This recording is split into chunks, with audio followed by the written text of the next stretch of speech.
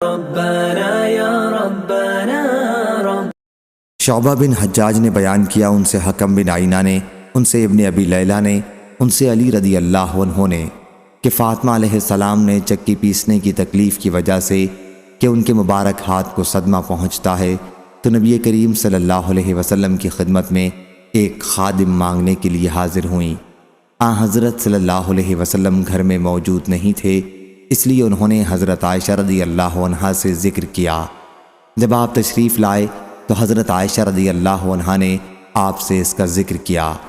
حضرت علی رضی اللہ عنہ نے بیان کیا کہ پھر حضرت صلی اللہ علیہ وسلم ہمارے یہاں تشریف لائے۔ ہم اس وقت اپنے بستروں پر لیٹ چکے تھے۔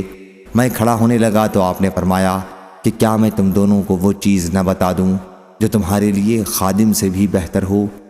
جب تم اپنے بستر پر جانے لگو تو 33 مرتبہ اللہ اکبر کہو، 33 مرتبہ سبحان اللہ کہو اور 33 مرتبہ الحمدللہ کہو، یہ تمہارے لیے خادم سے بہتر ہے۔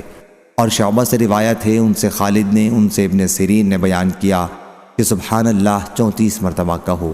صحیح بخاری حدیث نمبر 6318۔